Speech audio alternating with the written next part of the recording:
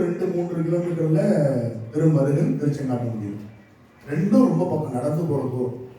அப்ப அவருக்கு ஒண்ணு மருகல் பார்த்துட்டு தெங்காட்டங்குடி வந்திருக்கணும், அது செங்காட்டங்குடி வந்திருக்கும் பொழுது பக்கத்துல மருகல் இருக்குன்னு சொல்லியிருப்பாங்க.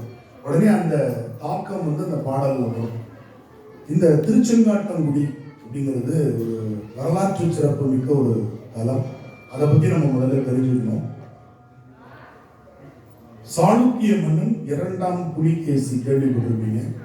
அவன் வாதாபி என்கின்ற மகாராஷ்டிரா பகுதி, அந்த பகுதியில ஆண்டுட்டு வந்தான். அப்ப மாமல்லன் என்று அழைக்கப்பட்ட 1ஆம் நரசிம்மவர்ம பல்லவன், மகேந்திரவர்ம பல்லவனுடைய பையன். அந்த நரசிம்மவர்ம பல்லவனுக்கும் அந்த வாதாபியை ஆண்ட புலிகேசி மன்னனுக்கும் போர் வருது.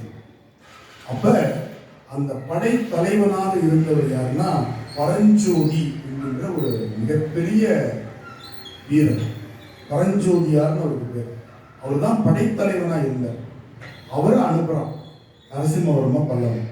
அவர் போய் வாதாபியிலேயே சென்று அவனை வெல்கிறார். அவன் இருக்கிற இடத்த சொல்லுவாங்க இல்லையா, சிங்கத்தை அதன் குகையிலே சந்திக்கிறதுன்னு சொல்லுவாங்க. அதுபோல வாதாபியில் சென்று அவனை வெற்றி பெறுகிறார். அதனால்தான் நரசிம்மவர்ம பல்லவனுக்கு ஒரு பட்ட பேரு வாதாபி கொண்டான். எப்படி கங்கை கொண்டான் கடாரம் வென்றான்னு ராஜராஜனுடைய பையனுக்கு ராஜேந்திர சோழனுக்கு உண்டு. கங்கை கொண்டான் கடாரம் வென்றான். கடாரம் என்பது கடா, மலேசியாவில் இருக்கு, நிற்கிறது. இந்த பாறையில புலி உருவம் பொறிக்கப்பட்டிருக்கு. நான் நேரில் சென்று பார்க்கக்கூடிய வாய்ப்பு கிடைச்சு. கல்வெட்டுகள் எல்லாம் அழிச்சுட்டாங்க. ஆனால் அந்த கடா, அங்கிருந்து இங்கு வந்த ஒரு காய்க்கு பேரு கடாரம் காய்னு பேர். ஊறுகாய் போடுறோம் இல்லையா, அது நம்ம நாட்டு காய் இல்லை, எலுமிச்சை வகையை சார்ந்தது. ஆனால் கடாலிருந்து வந்ததுனால அந்த காய்க்கு பேரு கடாரம் காயினே பேர். பல ரகசியங்கள் நமக்கு தெரியாதனாலேயே நமக்கு அது இதாக இருக்கும். அங்கிருந்து வந்தது. மணிலா என்ற இடத்துலேருந்து வந்ததுனாலதான் மணிலா கொட்டை அப்படின்னு பேர். அதைத்தான் வடார்காடு மாவட்டத்தில் இன்னும் மல்லாட்டைன்னு சொல்லுவாங்க. நம்ம தான் நிலக்கடலை வேர்க்கடலைன்னு சொல்லுவோம். நிலக்கடலை வேர்க்கடலைன்னா திண்டிவனம் தாங்கிட்டீங்கன்னா யாருமே தெரியாது, மல்லாட்டைன்னு. அவங்க தான் சரியா சொல்றாங்க. மணிலா கொட்டை பேச்சில் என்ன இருந்துச்சு, மல்லாட்டை. இன்னைக்கு எங்க வீட்டில் மல்லாட்டை சட்னின்னு.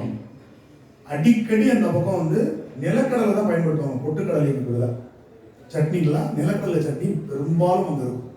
ஏன்னா மணிலாலேருந்து வந்ததுனால. இப்படி ஒவ்வொன்றுக்கும் வரலாறுகள் உண்டு. அப்படி அந்த வாதாபியை ஜெயிச்சு வெற்றியை கொண்டு தன்னுடைய மன்னன்கிட்ட சமர்ப்பிக்கிறார் பரஞ்சோதியார். அப்ப உனக்கு என்ன பரிசு வேணும் அப்படின்னு, என்ன முற்றுசாமி, நான் வாலண்டியர் ரிட்டையர்மெண்ட் வாங்கிக்கிறேன்னு முதல்ல விருப்ப ஓய்வு வாங்கினவர் யாருன்னா நம்முடைய பரஞ்சோதியார். ஏன் அப்படிங்க இல்லை, நான் சொந்த ஊரை பார்க்க போனோம். எத்தனை நாள் தான் பெங்களூர்ல இருந்துருக்கு இல்லையா. ஒரு கட்டத்துக்கு மேல நம்ம என்ன பண்ணிடணும், அவங்கவுங்க ஊர்ல போய் செட்டில் ஆகிடும் இல்லையா. நம்ம ஊரை விடவா இங்க எல்லாம் என்ன இருக்கு அப்படின்ற மாதிரி. அது மாதிரி என் ஊருக்கு நான் போறேன் அப்படின்னு சொன்ன உடனே உனக்கு என்ன வேணுமோ எடுத்துட்டு போ. எனக்கு ஒண்ணு வேணாம், இந்த வாதாபியை ஜெயிச்ச பொழுது அங்கிருந்த ஒரு சிலையை நான் எடுத்துட்டு வந்தேன், ஞாபகம் நம்ம ஊர்ல இல்லாத ஒன்று, அதை நான் எடுத்துக்கிறேன். என்ன சிலைன்னா அதுதான் வாதாபி கணபதி. தமிழ்நாட்டுக்கு வந்த சிலை வடிவத்தில் வந்த முதல் கணபதி எது, வாதாபி கணபதி. ஒரு கர்நாடக பாடல் கூட உண்டு, வாதாபி கணபதி. அந்த வாதாபி கணபதியை எடுத்துக்கிட்டு திருச்செங்காட்டங்குடி தன்னுடைய சொந்த ஊருக்கு அந்த கோவில்ல அதை பிரதிஷ்டை பண்றாரு. இன்னமும் இருக்கு.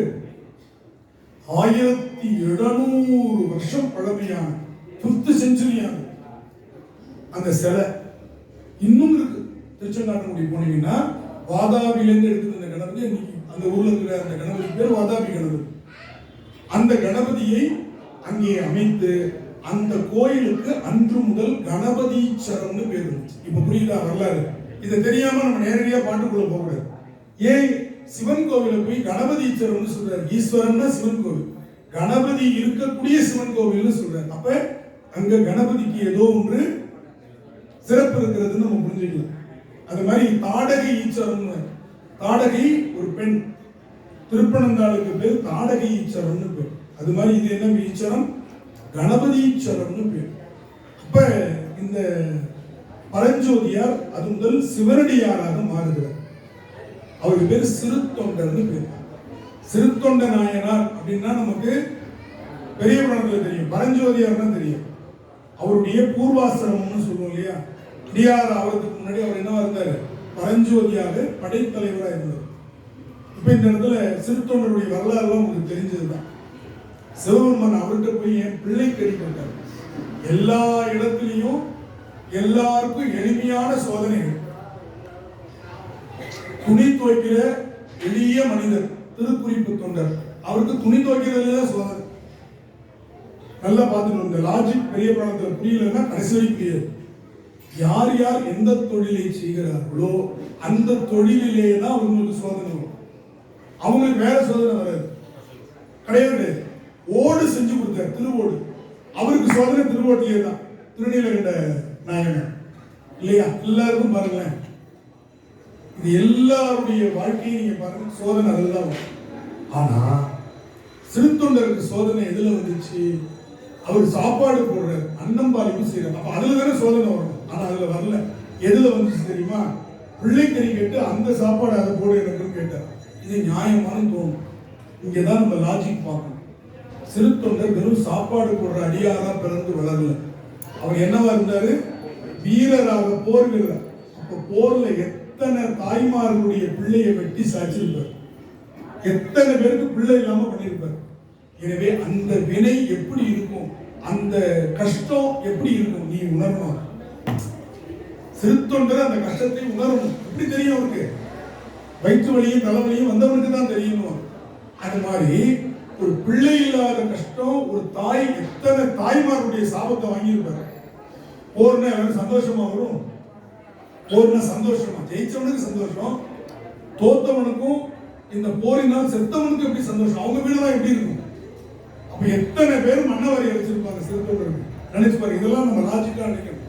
அதனால அந்த சோதனையை அவருக்கு காமிச்சு அவர்கிட்ட இருந்த அந்த பாவ வினையை பெருமான் என்ன பண்ணார், கணித்தார். இதை இப்படி பகுத்தறிவா புரிஞ்சுக்கணும். இதான் பகுத்தறிவு. எதையோ நம்ம பகுத்தறிவு நினைச்சிட்டு இருக்கிறோம். லாஜிக்கா பெரிய புராணத்தை பார்க்காம நீங்க கதையா செவிவழி செய்தியா டைரக்டா ஒரு விஷயத்தை எடுத்து பார்த்தீங்கன்னா பெரிய புராணம் புரியாது. பெரிய புராணத்துல ஒவ்வொரு விஷயத்துக்கும் ஒரு ஆழமான காரணம். அந்த காரணத்தோடு நம்ம நகரவே முடியாது. எல்லாருடைய சோதனையிலையும் நீங்க அதை பார்க்க, ஆணவம் அழிந்தால் மட்டுமே முக்தி. இதுதான் சைவ சித்தாந்தம் சொல்லுது. அப்ப ஆணவத்தினால் அவர் செய்த அந்த போர் செயல், போர் எல்லாமே ஆணவம் தானே. அடுத்த நாட்டை பிடிக்கணும், அடுத்ததை என்னோடதாக்கணும், நான் தான் வெற்றி பெற்றேன் அப்படின்னு தானே ஒவ்வொருத்தரும் சொல்றான். அப்ப அந்த ஆணவத்தை எப்படி போக்குறது? அதனாலதான் படைத்தலைவராக இருந்த சிறுத்தொண்டர் ஆணவத்தை விட்டு நாயன்மாரானார். நரசிம்மவர்ம பல்லவன் ராஜாவாவே இருந்து சென்றார். ஏன், அவன் கடைசியிலே ராஜாவா தான் இருந்தான். நினைச்சு பாருங்க. இதேதான் மெய்ப்பொருள் நாயனாருக்கு நடந்தது.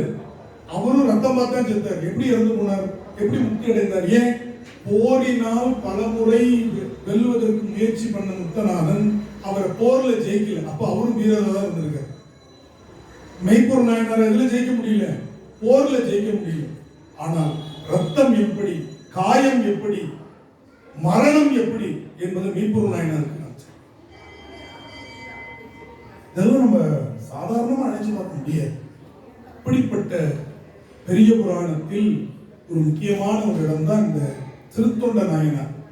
இதுல சிறுத்தொண்ட நாயனார் ஞானசம்பந்தருக்கு 200 ஆண்டுகளுக்கு முன்னாடி வாழ்ந்திருக்கிறார் என்பது ஞானசம்பந்தர் பாட்டிலேயே வருது. வைங்கோட்டு மலர் புன்னை அப்படிங்கிற தொடங்குற இந்த மாதிரி இன்னொரு பாட்டு பஞ்சம பண்ணல. அதுல செங்காட்டம் குடிமேய சிறுத்தொண்டன் பணி செய்ய, சிறுத்தொண்ட நாயனார் பணி செய்த கோயில்னு பாடியிருக்கார் திருச்செங்காட்டம். வெங்காட்டுள் அனலேந்தி விளையாடும் பெருமானேன்னு பாடியிருக்கார் ஞானசம்பந்தர். ஞானசம்பந்தருக்கு அந்த வரலாறு சொல்லப்படுகிறது. இங்கே சிறுத்தொண்டர்னு ஒருத்தர் வாழ்ந்தார், இப்படியெல்லாம் வாழ்ந்திருக்கிறார் அப்படின்னு அந்த வரலாறு சொல்லியிருக்கிறார். எனவே ஞானசம்பந்தர் 7ஆம் நூற்றாண்டு பிற்பகுதி, அப்ப 5ஆம் நூற்றாண்டு பிற்பகுதியில பல்லவர் காலத்துல வாழ்ந்திருக்கிறார் யாரு, சிறுத்தொண்ட நாயனார். அந்த தளத்துல ஞானசம்பந்த பெருமான் செல்லும் பொழுது எப்படி அந்த சூழல் இருந்தது, அங்கம் ஏற்கனவே ஒரு பாட்டுல நான் சொல்லியிருந்தேன். ஒன்று கொள்ளாம் நடத்தும் பொழுது அங்கம்னா வேதத்திற்கு 6 அங்கங்கள். நாம இருக்க வரிசையை கூட எழுதிக்கிட்டீங்க. ஜோதிடம், சிக்ஷை, நிருத்தம், அதுல பரதநாட்டியம் ஒரு அங்கம் வேதம். இப்படி நம்ம கல்பம் அப்படின்னா 6 அங்கங்கள், 4 வேதங்கள். இதுதான் அங்கமும் வேதமும் ஓது நாவர். அப்படி ஓதக்கூடிய நாவர் அந்தணர் நாளும் அடிப்பரவ. இதை செய்தவர்கள் அந்தணர்கள். அவர்கள் தினமும் பெருமானை வணங்கிவிட்டு வேதத்தாலும் அங்கத்தாலும் வழிபாடு செய்கிறார்கள். எங்கு? மங்குல் மதிதவள் மாட வீதி. வீடு கட்டி இருக்கிறாங்க. இப்ப சிங்கப்பூர்ல பெரிய பெரிய கட்டடம், துபாயில பெரிய கட்டடம். ஆனா திருமருகல்ல நிலா அவங்களுடைய மாடி, மொட்டை மாடியில தவழ்ந்துட்டு இருக்கும். எவ்வளவு ஹைட்ல இருந்திருப்பாரு. மங்குல் மதி தவள் மாட வீதி, மருகல் நிலாவிய மைந்த சொல்ல. அந்த மருகல் இருந்து வீதி திருச்செங்கோட்டாங்குடியில முடியும். இப்ப புரியுதா? ரெண்டு கனெக்ஷன் எப்படி போடுறாரு. மருகல் நிலாவிய மைந்த சொல்லாய் செங்கையலார் புனல் செல்வ மல்கு. அங்கே இருக்கக்கூடிய நீர்நிலைகளில் அருமையான கயல் மீன்கள், செங்கையலார் புனல் செல்வ மல்கு. சீர்கொள் எங்கே மீன் இருக்கிறதோ, எங்கே குரங்குகள் இருக்கின்றனவோ, எங்கே யானைகள் சொல்றாங்களோ அந்த இடம் வளமான பகுதியில் தான் இருக்கும். யானை வறட்சியில் இருக்காது. தார் பாலைவனத்தில் யானையை பார்த்து யாரும் சொல்ல முடியும், அங்க ஒட்டகம் தான். குரங்குகள் இருக்காது. எங்கே வளம் இருக்கிறதோ, நீர் வளம் எங்கே இருக்கிறதோ அங்கதான் குரங்குகள், இந்த மீன்கள் எல்லாம் இருக்கும். அதான் சொல்றாரு, செங்கையலார் புனல் செல்வ மல்கு சீர்கொள் செங்காட்டம் குடியது. சீர்னா பெருமையுடைய அந்த செங்காட்டங்குடியில் கங்குல் விளங்கெறி ஏந்தியார். நடு இரவு நடுச்சாம நேரத்துல கையில் நெருப்பை ஏந்தி கொண்டு ஆடக்கூடிய சிவபெருமான் இருக்கிற தலம் கணபதீச்சரம் என்கின்ற திருச்செங்காட்டங்குடி. அடுத்தது முழுக்க அங்க இந்த வேள்வி வேதங்கள் தொடர்ந்து திருவேணி மிழலை போல ஓதப்பட்ட ஒரு சூழலை தான் காட்டுகிறார். நெய்தவள் மூவிரி. நெய் தவள் என்று சொன்னால் அந்த வேள்விக்கு பயன்படுத்துகின்ற நெய் தெரியும். நெய் தவள் தான். அப்படி ஊத்தும் பொழுது அப்படி நெய் உள்ள போய் தவழ்ந்து எரியாக மாறுகிறது. நெய்தவள் மூவெறி காவல் ஒன்றும் நேர்புரி நூன்மறை. நேர்மையானவர்கள், நூலின் வழி வாழக்கூடியவர்கள். சொல்லுவாங்க இல்லையா, படிக்கிறது ராமாயணம் அப்படின்னு ஒரு பழமொழி சொல்லுவாங்க. அதை சொல்றது கூட மனசு வரல. அது மாதிரி இல்லாம நூலின் படி வாழக்கூடியவர்கள் இருக்கக்கூடிய செங்காட்டங்குடி. நேர்புரி நூன் மறையாளர் ஏத்த மைதவள் மாடவி மலிந்த வீதி. மைதவள்னா மேகம், மழை மேகம் அவங்க வீட்டு மொட்டை மாடியில தவழ்ந்து கொண்டிருக்க. நீங்க திருவண்ணாமலைக்கு போனீங்கன்னா இதெல்லாம் பார்க்கலாம். அந்த அண்ணாமலையாருடைய இதுல பல நேரத்துல நமக்கு அந்த அண்ணாமலையாருடைய உச்சி தெரியாது. மேகம் அந்த மலைக்கு கீழே தவழும். திருவண்ணாமலையில் அடிக்கடி நிகழும். அதை நிறைய பேர் புகைப்படம் எடுத்து போடுவோம். ஒவ்வொரு நேரமும் ஒவ்வொரு மாதிரிலாம் இருக்கும். திடீர்னு அண்ணாமலையார் வெள்ளி மலையா காட்சி கொடுக்கும். கைலாயம் இருக்கும். முழுக்க அந்த மேகமூட்டம் மூடி தக தக தக தக தகன்னு அப்படியே வெள்ளி மலையா தெரியும். பல அதிசயங்கள் உண்டு. அதுபோல மை தவழ் மாட வீதி மலிந்த வீதி மருகல் நிலாவிய மைந்தன் என்று சொன்னால் உரிமை உடையவனுக்கு பேர் மைந்தன். உரிமை உடையவனுக்கு மைந்தன் என்று சொல். மகன், என் மகனை போல அப்படின்னு எல்லாரையும் சொல்லலாம். எல்லாரையும் மைந்தனை போலன்னு சொல்லக்கூடாது. என் மகன் மாதிரி அவர் அப்படின்னு சொல்லணும். அந்த ஒத்த வயது உடையவர்களை மகன் போல, மகள் போலன்னு சொல்லலாம். ஆனா மைந்து என்பதற்கு உரிமை உடையவனை தான் சொல்லும். அது மாதிரி அந்த மருதலுக்கும் செங்காட்டங்குடிக்கும் உரிமை உடையவர் யாரா? சிவபெருமான். அதனால அவரை மைந்து என்று சொல்றார். மைந்த சொல்லாய் செய்தவ நான்மறையோர்கள் ஏற்று. தவம் செய்ததால் அவர்கள் இந்த பிறவியில் மனிதனாக பிறந்து என்ன பண்றாங்க? மறைகளை ஓதிக்கொண்டிருக்கிறார்கள். சீர்கொள் செங்காட்டம் செய்தவம்னா இந்த இடத்துல வினைத்தொகைன்னு பேர் தமிழ்ல. எத்தனை பேர் 10ஆம் வகுப்பு படிச்சிருக்கீங்க? பாஸ் பண்ணிருக்கீங்க? நான் கேட்கல. படிச்சிருக்கீங்க? ஆமா, பாஸும் பண்ணிருக்கேன். அதுல வரும் வினைத்தொகை அப்படின்னு சொல்லி. வினை சொல் வேறு, வினைத்தொகை என்பது வேறு. வினைத்தொகை அப்படின்னா 3 காலமும் அதுல காட்டும். செய்தவம்னா செய்த தவம், செய்கின்ற தவம், செய்யும் தவம். அப்ப அந்த ஊர்ல இருக்கிறவங்க எல்லாம் செய்தவ நான்மறையாளர் அப்படின்னா என்ன அர்த்தம்னா, ஏற்கனவே செஞ்சிருக்கிறான், இப்பயும் செஞ்சிட்டு இருக்கிறான், தொடர்ந்து அவன் செய்யக்கூடியவன், பிறட மாட்டான். ஒரு வார்த்தையில கொண்டு வர செய்தவன் நான்மறையோர்கள் ஏற்கும் சீர்கள் செங்காட்டம் குடியதனுள் கை தவள் கூரெறி ஏந்தி ஆடும். கூர்மையான முனையை உடைய நெருப்பு நீங்க எப்படி பிடிச்சாலும் முனை பகுதி எப்படி இருக்கும், கூர்மையா இருக்கும். அதை கையில் வைத்துக் கொண்டு ஆடிக்கொண்டிருக்கிற பெருமான் ஏந்தியாடும் கணபதீச்சரம் காமுறவே என்றால் விருப்பப்படு, அங்கே செல்வதற்கு விருப்பப்படு, அந்த ஊருக்கு செல்வதை விரும்பு, அந்த பெருமானை வழிபடுவதை விரும்பு. காமுறுதல் என்றால் விருப்பமுறுதல் என்று பொருள். அடுத்தது தோலோடு நூலிழை சேர்ந்த மார்பு. இதற்கு நிறைய பேருக்கு குழப்பமான ஒரு பொருள். அது என்ன தோலோடு நூல் அப்படின்னா குறி நூல். ஏற்கனவே நான் சொல்லியிருக்கிறேன், 9 போலவர் மார்பினில் நூல் இழை. சிவபெருமான் மார்பில நூல் இழை இருக்கு. அது உரிமைக்காக, அது இனத்துக்கு இனம் போட்டுக்கொள்வது அல்ல, ஒரு லைசன்ஸ் மாதிரி. எனக்கு இந்த துறையில் புலமை இருக்கிறது என்பதற்காக போட்டுக்கிறது தான் குறி நூல். சரி, தோலோடு அப்படின்னு ஒரு வார்த்தை வருது. என்ன தோல்? இதுல அந்த முடிச்சு தெரியுமா, அந்த குறி நூல்ல முடி போடுறாங்க இல்லையா, அந்த இடத்துக்கு பேர் பிரம்ம முடிச்சுன்னு பேர். கேள்விப்பட்டிருக்கீங்களா? அந்த இடத்துல மான் தோல்ல ஒரு சின்ன பீஸ் வச்சு கட்டுவோம். இன்னைக்கு இது மாதிரி பண்றாங்களான்னு தெரியல. இதை வந்து நான் ஒரு மிகப்பெரிய முறைப்படி மரபுப்படி வந்து ஒருத்தர் கேட்டேன். ஆமா, நான் போட்டிருக்கேன்னு. அந்த காலத்துல நீங்க பழைய ராமாயணம், பழைய மகாபாரதம் இதெல்லாம் நீங்க பாத்தீங்கன்னா காட்டுல வசிக்கக்கூடியவர்கள் மான் தோலை அணிந்திருப்பார். மான் தோலை அணிந்து மான் தோல் மீது அமர்ந்து உபதேசம் பண்ணுவாங்க அந்த முனிவர்கள், ஞானிகள், யோகிகள். இதனுடைய ஒரு எச்ச சொச்சம் அந்த துளி மான் அந்த தோல் முடியோட இருக்கிறத என்ன பண்ணிருப்பாங்க, அந்த பிரம்ம முடிச்சு வச்சு கட்டியிருப்பாங்க. ஏன்னா இப்போ மான் தோலை பிடிச்சதுன்னா உள்ள பிடிச்சி வச்சிருக்கோம், வேற வினையே வேணாம், உனக்கு முதல்ல மான் தோல் எப்படி கிடைச்சதுன்னு சொல்லி கொண்டு போய் உள்ள வச்சிருவோம் இல்லையா?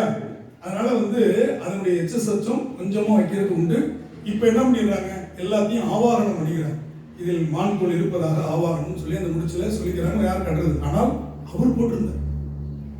இதை ஞானசம்பந்தர் கவனிச்சிருக்காரு. தோலோடு நூல் இழை சேர்ந்த மார்பர் தொகுமறையோர்கள். அவங்க தனியா இருக்க மாட்டாங்க, குரூப்பா வாழ்வார். அதற்கு பேர் பார்ப்பன சேரி. சேரி என்பது நம்ம நினைக்கிற மாதிரி இன்னைக்கு கொள்ற பொருள் அல்ல. சேர்ந்து இருக்கும் இடம் சேரி, பார்ப்பன சேரி. அத மாதிரி தளிப்பெண்டீர் சேரி, தளிச்சேரின்னு பேரு. தளிப்பெண்டீர் சேரி, தளிச்சேரி. தளினா கோயில், பெண்டீர்னா கோயில்ல பரதநாட்டியம் ஆடக்கூடியவர்களுக்கு தளிச்சேரி பெண்டீர்னு பேர். அவங்களுக்கு ஒரு பெரிய ஏரியாவை கொடுத்துட்டான் ராஜராஜர். 108 பேர். ஆனா அப்பாயின்மெண்ட் பண்ணது 156. ஏன்னா 108 பேர் தினமும் ஆடணும். அதுல உடல் குறை ஏதாச்சும் பிரச்சனைகள் வரும்போது அவங்க விடுப்பெடுக்கும் பொழுது சப்ஸ்டியூட் வந்துடும் அந்த இடத்துக்கு. தினமே எனக்கு 108 பேர் இருக்கணும். ஓதுவார் 48 பேர். கொட்டு மத்தளம் வாசிக்கிறவன், உடுக்கை வாசிக்கிறவன், வீணை வாசிக்கிறவன், எல்லாத்துக்கும் பணம் கொடுக்கல, இடமும் சாப்பாடும் கொடுத்து கோவிலை சுத்தி அமர்த்திருக்கான். அதுல அந்த பெண்கள் இருந்ததை பத்தி கல்வெட்டுல வருது, தளிச்சேரி பெண்டீர்னு. அதுபோல வேதம் சொல்கின்றவர்கள் நீங்க நம்ம அக்ரகாரம்னு சொல்றோம் பார்த்தீங்களா, நீங்க அதெல்லாம் மாறி போச்சு. அக்ரகாரம்னா நீங்க எந்த ஊர்லயும் இருக்கிற மாதிரி எனக்கு தெரியல, பேருனா இருக்கும். அவங்க இருக்கிறாங்க இருக்க மாட்டாங்க. ஏன்னா அவங்க வேதம் சொல்லக்கூடியவர்கள் சேர்ந்து வாழ்வார். அதான் தொகு மறையோர், தொகுப்பாக வாழக்கூடிய மறையோர். அப்படி இருக்கக்கூடிய திருச்செங்காட்டங்குடி. அடுத்து சொன்னார், மால் அவர்கள் வளர்த்த செந்தி, அவர்கள் வளர்த்த செந்தி புகையோடு கிளம்புகிறது. மால்னா புகை, கரும்புகை. மால் புகை போய் விம்மு மாட வீதி. விம்முதல்னா அப்படியே தேங்கி தேங்கி போறக்கூடிய யாக புகை. மருகல் நிலாவிய மைந்த சொல்லாய் சேல் புல்கு தன் வயல். ஆற்று பாசனம் உடைய வயல்ல மீன் வந்து விழுந்துடும். சேல்னாலும் மீன் பார்த்துருக்கீங்களா? ஆற்று பாசனம் இருந்துச்சுன்னா வயல்ல மீன் வந்து விழுந்துடும்.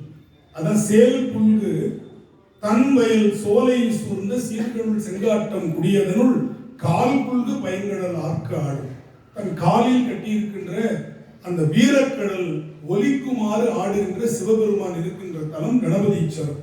அடுத்தது நாமரு கேள்வியர், அற்புதமான கேள்வி செல்வத்தை உடையவர்கள்.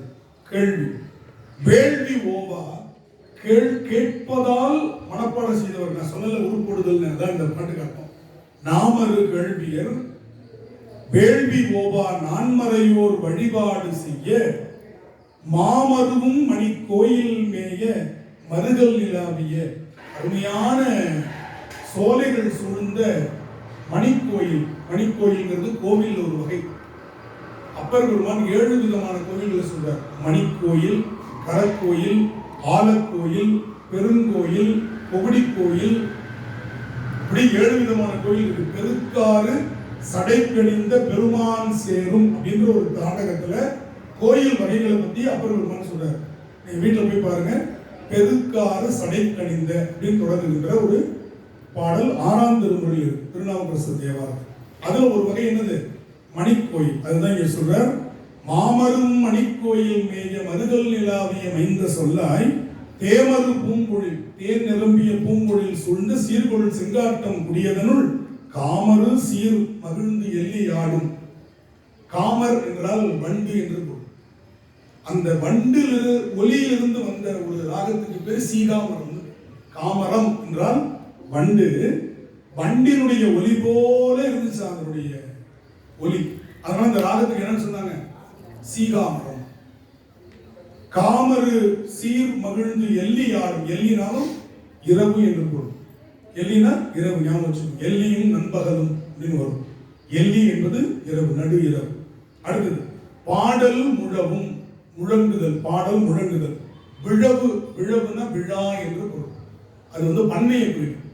விழா என்றால் ஒருமை, விழவு என்றால் நிறைய விழாக்கள் நடந்துகிட்டே இருக்குமா அந்த ஊர்ல. பாடல் முழவும் விழவும் ஓவா. ஓவானா அப்பாடா அப்படின்னு ஓஞ்ச பாடே கிடையாது. ஒரு விழா முடிஞ்சோடனே அடுத்த விழா ஆரம்பிச்சிருவாங்க, ஒரு விழா முடிஞ்சோடனே அடுத்த விழா ஆரம்பிச்சிருவாங்க. அப்படி இருக்கக்கூடிய ஊர் பன்மறையோர் தாம் பரவ. பல மறைகளை கட்டவர்கள் வழிபாடு செய்யக்கூடிய மாட நெடுங்கொடி பின் தடவும். கொடி கட்டியிருக்கான் வீட்டுல, அது வானத்தை தடவிட்டு இருக்கான். எப்படி எல்லாம் கற்பனை பண்ணி பார்க்கிறாரு பாருங்க. மாட நெடுங்கொடி பின் தடவும் மருகல் நிலாவிய மைந்த சொல்லாய் சேடக மாமலர் சோலை சூழ்ந்த. அழகான மாமலர். இது தாமரைப்பூ. மாமலர் என்று சொன்னால் தாமரைப்பூ. பெரு மலர்களில் பெரிய மலர் தாமரை. சீர்கொள் செங்காட்டம் குடியதனுள் காடகமே இடமாக. இவ்வளவு அருமையான இடத்தை விட்டுட்டு சுடுகாட்டுல போய் ஆடிட்டு இருக்காரு. காடு அகமே இடமாக கொண்டு ஆடும் கணபதீச்சரம் தாமுடவே. அடுத்தது புனை அழல் ஓம்பும் புகை. அருமையான வேள்வி புகையை வளர்க்கக்கூடிய அந்தநாளர் பொன்னடி நாடொடும் கோரிக்கை செய்ப்ப. சிவபெருமானுடைய பொன்னார் திருவடிகளை அவர்கள் வணங்குகிறார்கள். மனைகடு மாட மலிந்த வீதி. மலிதல் என்ற சொல்லுக்கு நிறைந்த என்று. மார்க்கெட்ல கத்திரிக்காய் மலிவு அப்படின்னா என்ன பொருள்?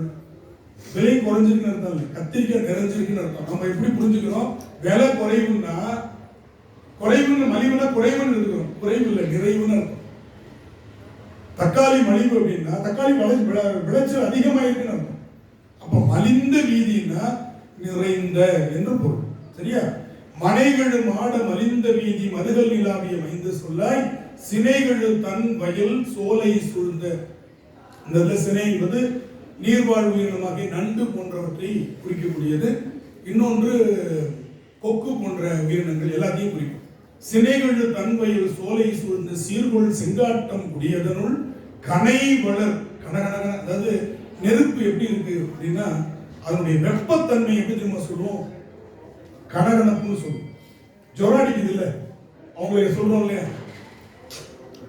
கனகனன் இருக்குன்னு சொல்றோம். அந்த உள்வெப்பு, வெளிவெப்புன்றது ஜொரம், உள்வெப்பு என்னது? எனக்கு கனகனன் இருக்குன்னா ஜொரம் வரப்போகுதுன்னு அதுதான் சொல்ற. கனை வளர் கூரெறி ஏந்தி ஆடும் கணபதீச்சரம். கையில நெருப்பி வச்சு ஆடும்.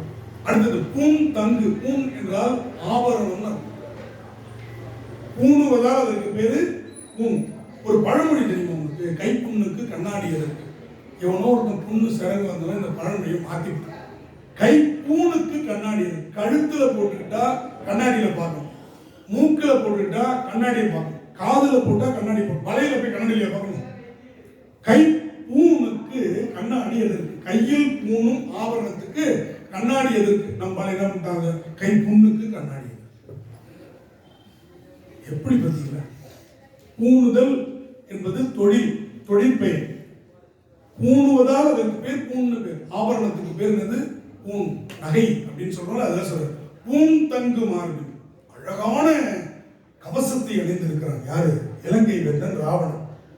இலங்கை வேந்தன் பொன்னெடும் தோல் வரை மலை, கைலாய மலையை எடுத்தான். அவனுக்கு என்ன பண்ணாரு? மான் தங்கு நுண் மறையோர் பரவ மறுகள் நிலாவிய மைந்தன். அவன் என்ன பண்ணான் தெரியுமா? அடர்த்து என்றால் அவனை அழுத்தினார், தண்டனையை கொடுத்தார். அவன் தவறுக்கு என்ன பண்ணாரு? தடுத்தார். கூற்றாயிரம் வரல வரும் இல்லையா? அடர்த்து அருள் செய்து அது கருதாயின்னு. அடர்த்தல் என்றால் தண்டித்தல், அழுத்துதல். அடுத்தது சேன் தங்கு மாமலர் சோலையை சூழ்ந்த சீர்கொள் செங்காட்டம் குடியதனுள் கான் தங்கு தோல் பெயர்த்து. எல்லோரும் பாணுமாறு தோல். இந்த தோல் ரொம்ப முக்கியம் பரதநாட்டியம். இதுல முழுக்க 11 பாட்டிலையும் பெருமானுடைய நடனத்தை சொல்லிட்டு வர கடைசி வரை முழுக்க அவன் ஆடுகிறான். என்ன சொல்றாரு? கான் தங்கு தோல் பெயர்த்து எல்லி ஆடும். பொதுவா ஆண்களை சொல்லும் பொழுது தோல் வலிமையை சொல்லுவான், பெண்களை சொல்லும் பொழுது கூந்தல் வலிமையை சொல்லுவான். இன்னைக்கு 2 வலிமையுமே இல்லை, தோல் வலிமையும் இல்லை, கூந்தல் வலிமையும் இல்லை. அதனால நமக்கு இது புதுசா இருக்கு. என்ன இது புதுசா இதே சொல்றாரு அப்படின்லாம் உங்களுக்கு தோணலாம். ஏன்னா 2 வலிமையும் இன்னைக்கு இல்லை. ஏன்னா கம்பராமாயணத்துல ராமனுடைய தோல் கண்டார் தோளே கண்டார்னு சொல்லுவார். ஏன் அவன் முகத்தை கண்டார் முகமே கண்டார்னு சொல்லல பாருங்க. ஆண்களை முகத்தை பார்த்து விரும்ப மாட்டாங்க. தோல் கண்டார் தோளே கண்டார், தொழு கடல் கமல மன்ன தாழ் கண்டார் தாளே கண்டார், தடக்கை கண்டாரும் அகுதி. அவ்வளவுதான், 3 தான். தோளு, தாழ், திருவடி, கை. இந்த 3 தான் முக்கியம் ஆணை வர்ணிக்கும் பொழுது. வேற எந்த இதையும் ஆணுக்கு சொல்ல மாட்டாங்க. அந்த ஆணினுடைய கண் இவ்வளவு அழகா இருந்து எங்கேயாவது இருக்கா அப்படிங்களா? நல்லா இருந்தா கூட சொல்ல மாட்டாங்க, மனசு வரணும் இல்லை. ஆனா பெண்ணுடைய உருவத்தை சொல்றாங்க, கண்ணை சொல்றாங்க. அது நம்ம சிவபெருமான் கூட தப்பிச்சு எல்லாத்தையும் புனித்த புருவமும் கொவ்வை செவ்வாயும் சிரிப்பும் ஒவ்வொன்றா. அதை கூட நம்ம திருநாவுக்கரசர் தான் சொன்னார், வேற யாரும் சொல்லல. அப்படி புருவம், கண்ணு, இது மாதிரி இதழ், இதெல்லாம் பெண்ணுக்கு தான் சொல்ற வழக்கம் உண்டு. நடை ஆணுக்கு ஒன்னே ஒண்ணுதான், ஏறு போல் பீடு நடைணும். இந்த பீடுன்றது வேகம், அதுதான் ஸ்பீடுன்னு வந்துச்சு. தமிழ்ல பீடு நடைனா வதக்கு வதக்கு வதக்குன்னு ஆண் நடக்கக்கூடாது, வேகமா நடக்கிறது பீடு நடை. காளை, யானை இதெல்லாம் வேகமா நடக்கும். அதனால அதுக்கு நடைக்கு பேர் பீடு. பெருமைன்னு ஒரு பொருள் இருக்கு. பீடுன்னா நீங்க ஆங்கிலத்துல நிறைய சொற்கள்ல எஸ் எடுத்துட்டீங்கன்னா தமிழ் சொல்ல பஞ்சி ஸ்பாஞ்சி, மெது ஸ்மூத், எஸ் செஞ்சுட்டீங்கன்னா அது ஸ்மூத் ஆயிடும். எவ்வளவு பாருங்க. இதெல்லாம் நம்ம ஆங்கிலத்துல கவனமா பார்க்கணும். தாக்கு, அட்டாக்கு, தாக்கு தமிழ்ல அட்டாக்கு அப்படிங்கிற இதுல இது மாதிரி நான் 1000 சொற்களை தமிழ்ல காட்ட முடியும். அது மாதிரி ஒண்ணுதான் என்னது ஸ்பீடு, பீடு தமிழ். இது மாதிரி இங்க சொல்றாரு பாருங்க, கான் தங்கு தோல்மையர் தெல்லியாடும் கணபதீச்சரம் காணும் அந்தமும் ஆதியும் நான்முகனும் அரவணையானும் அறிவறிய. சிவபெருமானுடைய திருமுடியையும் திருவடியையும் பார்க்க முடியல, நான்முகன் தெரியும். அரவை தன்னுடைய படுக்கையாக கொண்டவனுக்கு பேர் அரவணையான். இதை வச்சே ஒரு பாட்டு தொடங்கியிருப்பார் நாவுக்கரசர். அரவணையான் சிந்தித்து அறற்றும் அடி, திருவடி திருத்தாண்டர். அரவு அணையான், பாம்பனையான் இருக்கு. அரவுனா பாம்பு. அறிவறிய மந்திர வேதங்கள் ஓதுனாவர், மந்திர வேதங்கள் ஓதுனாவர். மந்திரம் என்ற சொல்லுக்கு நினைப்பவரை காப்பாற்றுவது என்று. மந்திரம் என்ற சொல்லுக்கு மந்திரம் என்றால் நினைப்பவரை, மனதால் நினைப்பவரை காப்பாற்றுவது. எனவே மந்திரம் என்ற சொல்லுக்கு தான் பொருள். மந்திர வேதங்கள் ஓதுனாவர் மறுகள் நிலாவிய மைந்த சொல்லாய் செந்தமிழோர்கள் பரவிய. தமிழ்னு சொல்லுது, செந்தமிழோர்கள் பரவியத்தும் சீர்கொள் செங்காட்டம் குடியதனுள் கந்தம் என்றால் வாசனை. கந்தம், கந்த மாமலர் என்றால் கந்தம் என்றால் வாசனை. நல்லா புரிஞ்சுக்கணும். சுகந்தம் என்றால் உயரிய வாசனை. எனவே சுகந்தின்னு பேர் வைக்கிறாங்க. என்னன்னா அந்த பொண்ணுக்கும் தெரியாது, வச்ச பொண்ணுக்கும் தெரியாது. சு என்ற வடமொழி சொல்லை நாம் எழுத்து பூர்வமாக சேர்த்தால் அது உயரிய, மேலான என்று பொருள். மதி அறிவு, சுமதி மேலான அறிவுடையவள். நீங்க எல்லாத்துக்கும் பாருங்க, பிரியா அன்புடையவள், சுப்ரியா மேலான அன்புடையவள். அது மாதிரி கந்தம் வாசனை, சுகந்தம் என்று சொன்னால் மேலான வாசனை உடையது. அது மாதிரி சுமங்கலி, எல்லாத்துக்கும் அந்த சு வர எல்லாமே. அதே மாதிரி வி வரது எல்லாம் தனக்கு மேல் இல்லாதவன் அர்த்தம். நாயகன் என்றால் தலைவன்.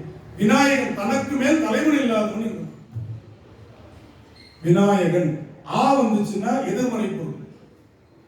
கோரம்னா அருவருப்புன்னு அர்த்தம், அகோரம்னா அழகுன்னு அர்த்தம். நம்மளால அகோரம்னா ரொம்ப அருவருப்பு போல இருக்குன்னு மாத்திட்டான். சிவபெருமானுடைய 5 முகங்கள்ல அழகான முகத்துக்கு பேர் அகோரம்னு பேர். அகோர வீரபத்திரர். மதுரையில போய் பார்த்தீங்கன்னா அவ்வளவு அழகா இருக்கும். இவன் கொஞ்சம் அருவருப்பா இருந்தா கோரம், ரொம்ப அருவருப்பா இருந்தா அகோரம்னு முடிவு பண்ணிட்டான். இவனாவே நம்மளுக்கு எல்லாமே அவனே முடிவு பண்ணி அதையே சொல்லிட்டு இருப்பானுங்க. அகோரம்னா என்ன பொருள்? அழகு என்று பொருள். பிராமி என்றால் வெண்மை என்று பொருள். ஆசைத்த அபிராமினா கருமையானவள்னு பொருள். அம்பாள் கருப்பு. கருப்பாயிலாம் பேர் வைக்கிறாங்களே அந்த காலத்துல. நீங்க கூட அபிராமி போய் கருப்பாயினா கருப்பாயிடும். ஏன்னா அது பொருள் தெரியாத இருந்தா அது பெருசா நினைச்சிட்டு இருக்கோம். ஆனா பொருள் தெரிஞ்சா என்னடா இப்படி சொல்லிட்டாங்க. தமிழ்ல நல்ல அருமையான ஒரு கருமாரி அம்மன். மாரி என்ற சொல்லுக்கு கருமை என்று பொருள். மழையை தருகிற மேகம் எப்படி இருக்கும்? அது மாதிரி அம்பாள் இருக்கிறார். அதனால அவளுக்கு மாரியம்மன் பேரு.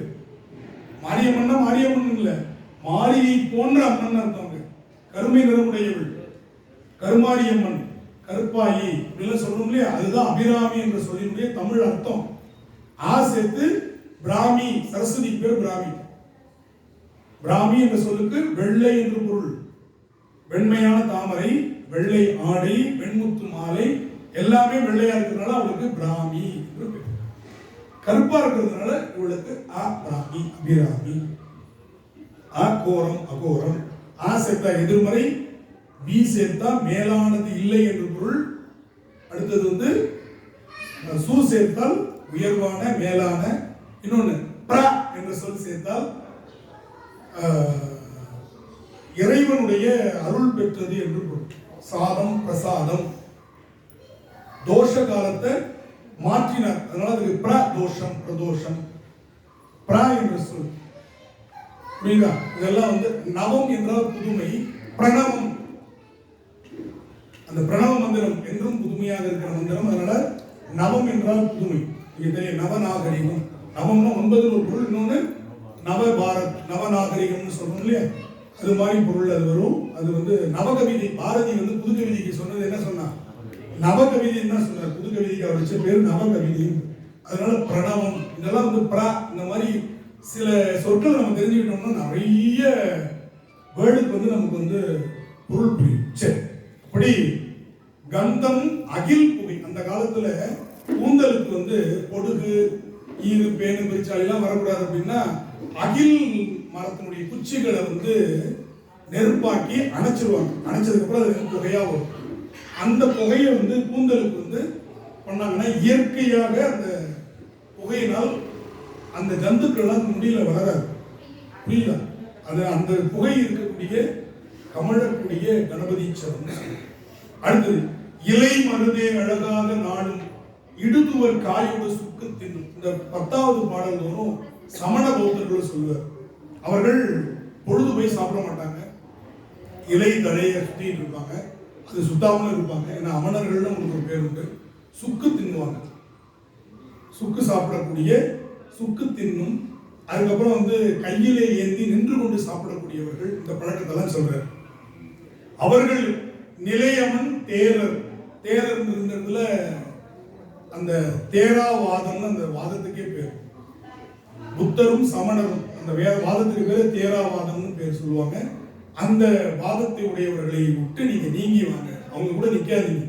நீங்கி நின்று நீதரல்லார் தொழும்.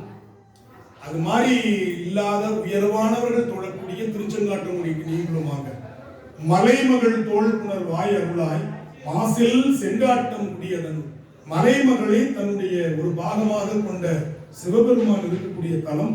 கலைமல்கு தோளுடத்து எல்லியாடும் சிவபெருமான் மிகப்பெரிய புலியினுடைய தோலை இடுப்பில் அணிந்திருக்கிறான். பொன்னார் மேனியன் புலித்தோலை அரைப்பசி. கணபதீச்சர் கடைசி பாட்டு அவரூர சொல்லுகிறார். நாளும் குலை நாளுதல் என்ற சொல்லுக்கு தொங்குதல்னு பொருள். நாளுதல் இன்னொன்னு சொல்லட்டுமா, உங்களுக்கு ஈஸியா புரியும். நால்வாய் மும்மதத்துன்னு சொல்லியிருப்பார். எதுல? ஓரொரு வாயினை. அதுல நால்வாயின்னு விநாயகர் பெருமான் சொல்லியிருப்பார். நாலுதல்னா தொங்கிய வாயுடைய யானை முகத்தை கொண்ட விநாயகர் பெருமான். நாலுதல் என்றால் என்ன பொருள்? தொங்குதல் என்று பொருள்.